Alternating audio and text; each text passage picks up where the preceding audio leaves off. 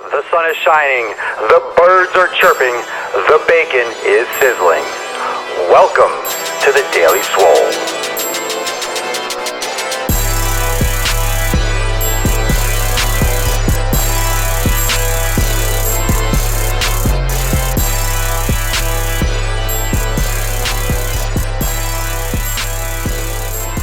Welcome, everyone, to episode 159 of The Daily Mother Swole. I'm going to hold this a little bit longer because my shoulder almost doesn't hurt like crazy hell when I do that. It still freaking hurts. All right. Well, now it's starting to bother me. The shoulder thing is starting to bother me now because it's affecting my intro. And if it affects my intro, it affects everything, the flow of the show. So if I can't flex hard, how am I going to do the Daily Swole? How am I going to do the Daily Swole if I'm not flexing super hard? I'll work on that. I'll keep on working on it. How do you feel about working out and incorporating cannabis? How do I feel about that? I feel that's way off topic for today. You do whatever you feel is right for you. How about that? I'll leave that alone. Until it's legal in 50 states, I won't speak on the subject. But if you want to smoke and work out, then smoke and work out. That's up to you. All right. Welcome, everyone, to episode 159, Intensity versus Volume. So this is along the lines of everything we've been talking about with program design and structuring your program, tweaking your program, making your program better, getting stronger, working harder. It's all different facets, all different components of adjusting, progressing, getting better at what you are maybe already doing or what you are going to do. So for anyone that's joining me live for the first time, welcome. Facebook Live, Periscope Live, and also Busker Live. You can also find this on my YouTube channel, youtube.com/Swolenormous. So Swolenormous on YouTube and also SoundCloud, iTunes, and Stitcher. So Daily Swole, no space. You could find the full recording, full video on YouTube. You could find the full podcast on SoundCloud and iTunes, all 159 episodes. You could also catch it live and watch the replays on my Facebook page, Swolenormous, my Periscope channel, Swolenormous, and also Busker, Swole, frickin' Normous, and also Instagram, Snapchat. I dare you to find some place that I don't post material. So you can follow me all those places, contact me in any of those regards, and let's get into the mother freaking show. I came here for metal. Well, you came to the right fucking place, my man. You came to the right place because it's about to get real metal real quick. It's about to get hard. Let's talk about intensity and volume. Let's define what those things are first, and then we'll talk about how you can manipulate to your program. So intensity is the amount of effort that you're putting into pretty much a set or a set series of repetitions, be it a percentage of your max. So if you're doing one maximum repetition, let's say you get on the bench press, I'll use bench press because that's the general thing that everyone talks about, how much you bench, blah, blah. Let's talk about bench, squat, doesn't matter, one repetition maximum. If you go 100%, if you lift the most you can possibly lift one time, that is 100% intensity. Okay? That's 100% intensity. That would be you going as hard as you possibly can. If you do, let's say 2 reps, 3 reps, 4 reps, your intensity is not 100%. You're working at a lower intensity. You might still be going to failure, but you're not working or putting maximum effort in for that one single repetition. So failure, we're assuming when I talk about this whole topic, we're talking about intensity for the set. So it's really important when you're discussing intensity in terms of a max repetition, but also if you're going to failure for 20 repetitions, it's going to be different than if you're going to failure for a 1 repetition max. So we're assuming failure across the board, and it's going to be less challenging or less of a general intensity if you're doing, let's say, 15 rep max or a 20 rep maximum. Okay, so maximum failure is failure, but at the same time, it's going to be at a lesser intensity if you're doing higher repetitions as opposed to like 1, 2, 3, 4, 5 repetition max for a single set. So let's just discuss what that means in terms of volume. Volume is generally defined as sets times repetitions. So you're talking about time under tension. Time under tension is the way to go. I have a couple things. Well, we can talk about time under tension is a little bit of a different topic. It's not, but it is. And it's a valuable thing just to code upon just because you mentioned it. And, kudos for even knowing what time under tension is. You will definitely not see as much results if you're doing, let's say, a 2-minute set. Just because there's more time under tension doesn't mean you're stimulating the muscles to grow and develop in the way that you want. Okay, there's a big misconception that just because it's under tension longer, that it's better for the muscle. If you're trying to build muscle, you're trying to build muscle mass. There's a reason why bodybuilders lift heavy weight. There's a reason why people that get big lift heavy weight. It's because time under tension can be effective and it can be useful, but it's not the best means to necessarily build the most muscle mass. Okay, if you're harboring an injury, if you're weaker, if you're more elderly, there could be benefits. If you're limited with your equipment, time under tension is going to play a factor. But there's a point where there's diminishing returns where like you can just go, 5 pounds, I can hold it for 5 minutes. You're not going to get jacked. You might be really sore. You might be fatigued. It might be really challenging, but you're not going to get huge lifting 5 pounds for 5 minutes as opposed to 50 pounds for 50 seconds. So time under tension is going to have that relativity to the amount of weight that you're lifting. So there's a point where it depends on what your goal is, where that can be most effective. So sometimes people usually go off the rail with time under tension, and I have a lot of personal experience with people going off the deep end with that being, the most effective means of, of getting results. So, you can go to both extremes and it's not going to be the most effective. You got to find some middle ground, but there's always time under tension. You have to have, if you want to build big muscle, you have to lift big weight, and that's just, pretty much common sense. That's the reason why people that are big lift a lot of weight, because that's what it takes.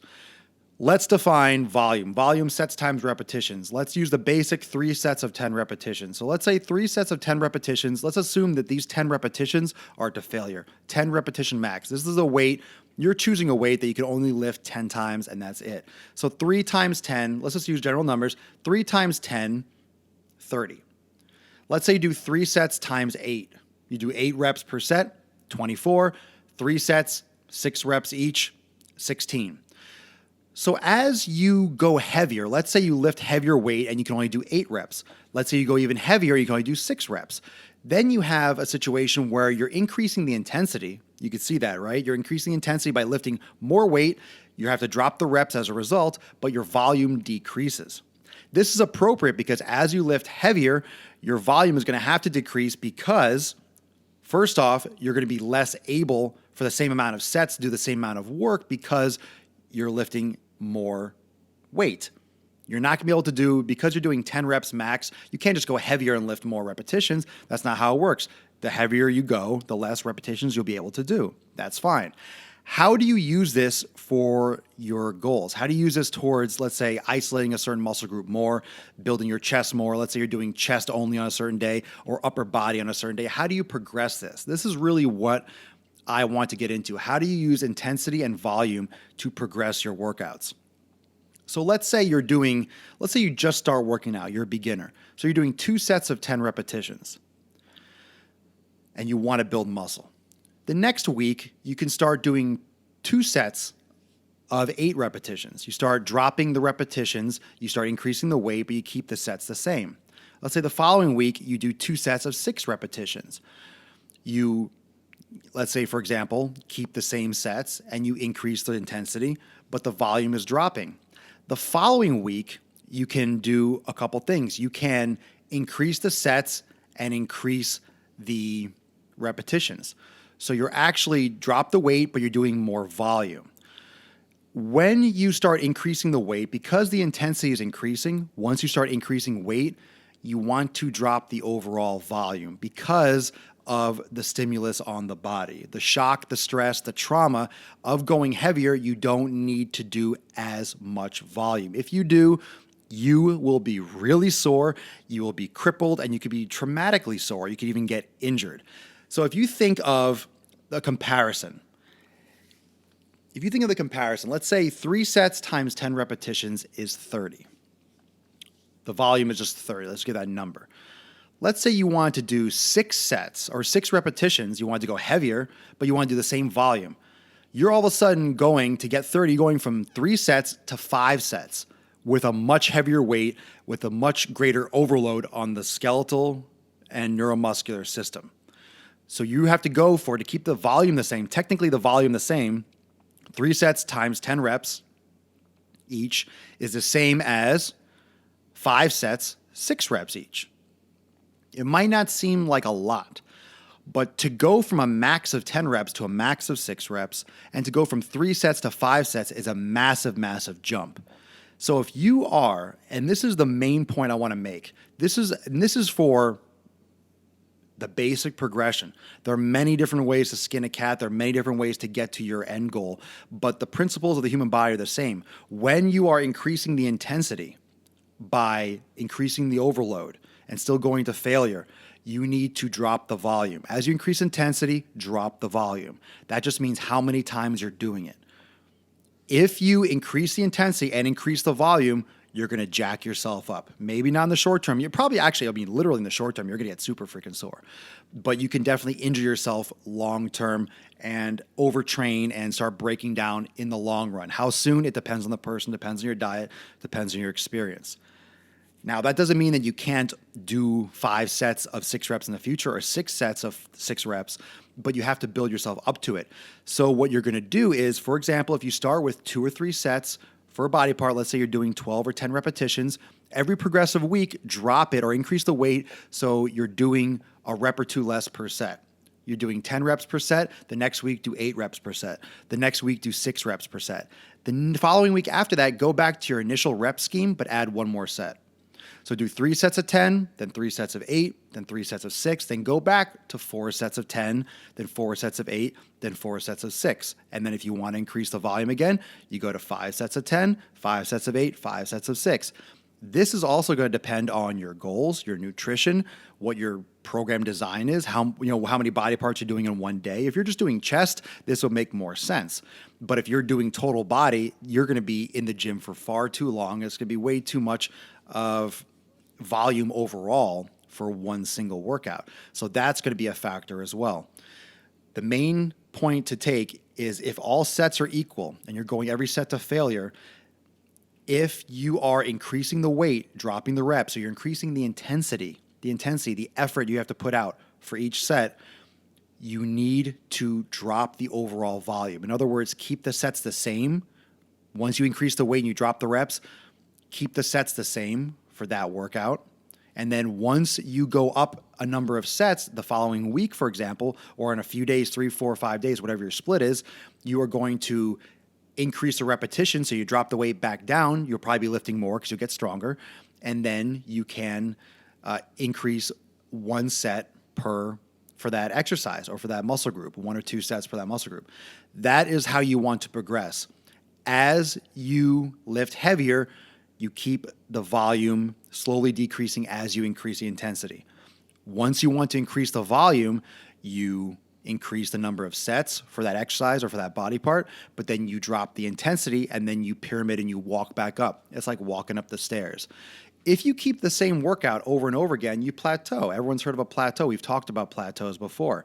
Doing the same thing regularly, your body adapts and you see no change. This is a way that you can break plateaus by progressively increasing the intensity, the volume drops, then increasing the volume, dropping the intensity, and then keep on walking up those stairs. So that's going to start looking like you're going up, and then you stop, and then you keep on going up those steps, but every time you go back to the beginning, you're a little bit higher than the first time, so those steps kind of keep on going up and up and up and up and up, and you avoid those plateaus. It doesn't guarantee that you'll never hit a plateau. It just ensures that you won't hit a plateau as a result of stagnant programming. It's important to change your programming, but I also have an amazing daily Swole. I forget what number it is, honestly. Amazing daily Swole on changing too much. You can have too much variety. If you add too much variety to a routine, your body cannot adapt. If you don't add any variety, your body will adapt and you'll plateau. So there has to be a change, but subtle change. Your body, it's amazing what your body can do or can adapt to or can improve on with very subtle change. I think the problem as a result of, when you listen to what I just said, it's like, well, you could keep the exercises the same. You can keep the order the same. Just changing the sets and the rep scheme is a huge change for the body. That's a change in intensity. That's a change in volume. That's a change in a lot of different concepts on a physiological level that doesn't seem so on paper. It's like, well, that's the same workout. I think we're so used to changing the channel. We're so used to flipping through apps. We're so used to just getting stimulated by so many different things. If we're doing the same exercise a couple weeks in a row, oh my God, it's the same. I'm not going to change. Your body doesn't adapt that quickly. It does and it doesn't. Your brain's going to adapt a lot quicker than your body. Float some hearts for this because this is actual gold. This is great information. This is stuff that you learn from experience. The basics work. How many different pieces of equipment and machines do you think Arnold and these guys had back, in the 50s and 60s? Yeah, they took steroids. Who cares? A lot of people, more people than you could ever imagine, take steroids and don't have great bodies. They don't. Most of the people, I would say, a great portion of the people in your gym that you see every day that might look like they have some muscle is taking something. They're taking something anabolic. You just don't realize it.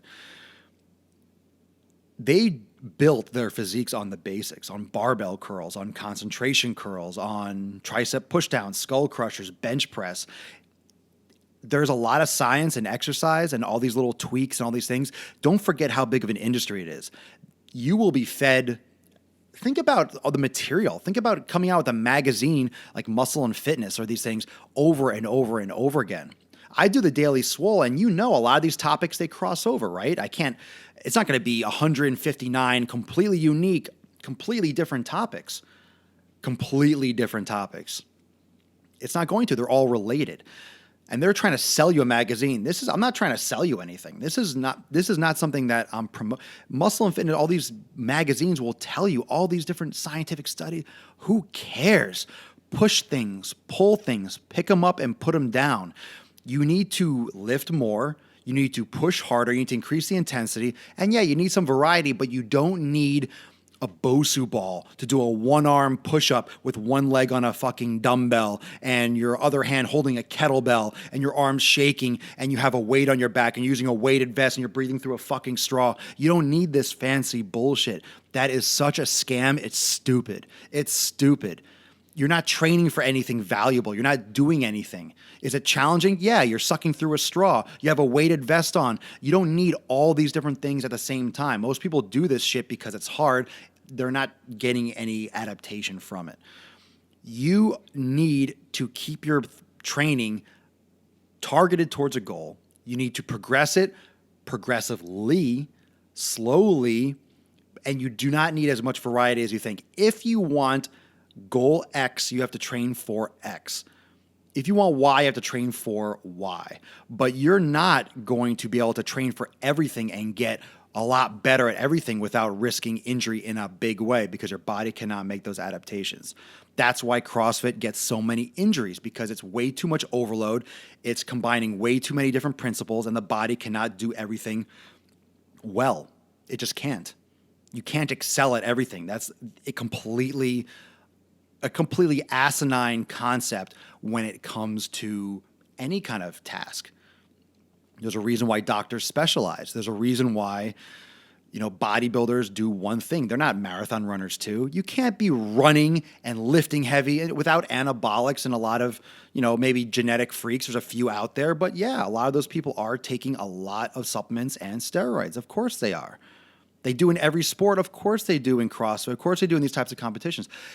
You need to create a program. You need to progressively increase and overload your body, but in a systematic way that your body can adapt to. If it doesn't have anything to adapt to and have time to adapt, then guess what? It's not going to adapt. It's not going to change, and you'll plateau. Or you do too much variety. Your body doesn't know what's going on. It kind of makes some improvements. You plateau again. You get tired. You can overload yourself, and you get hurt. There's a couple different options, and that's true because everyone knows someone that has gotten hurt doing these everything type workouts. Or they look lean, or they kind of look like in good shape, but they don't have, a great muscular aesthetic physique, or they're not ripped, or there's always something missing. And also you have that thing where it's genetics. Everyone's different.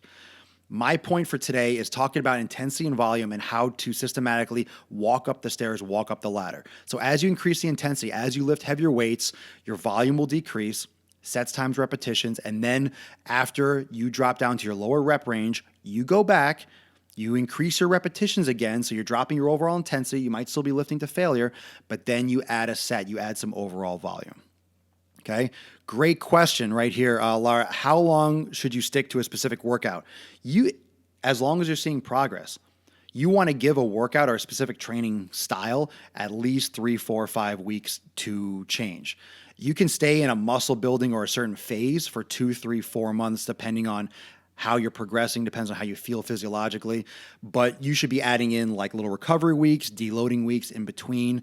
But you don't necessarily have to change as long as you're seeing progress. But if you're going heavy or you're working at a high intensity for a longer period of time, you definitely want to have weeks where you take a step back, you deload, you're doing like recovery weeks, you're doing like, let's say, a week of yoga, you're backing off the training. Like if you're isolating body parts, you do more total body. You definitely want to have deload weeks. And I didn't do a deload week for a long time. That's why I kind of burned out physically. I didn't feel like working out. I didn't feel like training. I felt like I needed some time off. So that's where I am right now. And I'm not going to go back to training and doing, going back hard in the gym until I really feel like it. I have to wait until my body is like dying to go back, and then I'll be ready. I just know how my body works and I'll be fine. I'm itching to go back. I look in the mirror. I'm like, man, I feel flat. I don't feel good, but I'm not ready to go back hard because I'll just burn out again. I'm not ready yet. And I know that in the long run, it's going to be the best thing for me. But right now I know that's not. So that being said, look at your program, look at your design. Are you regulated? Are you consistent? This is a great point for writing your stuff down. I'm thinking about getting back into writing my material down because I'm interested in seeing and maybe making some progress. I've been going and just kind of winging it for a while. I'm not saying I'll count reps per se, but have an idea of and looking back on what I've done, kind of going back to my roots. I kind of feel like doing some old school stuff, and in my new mindset, in my new place in my life, going back to things I used to do in college, I kind of want to know if maybe that was right for me. I just kind of left it.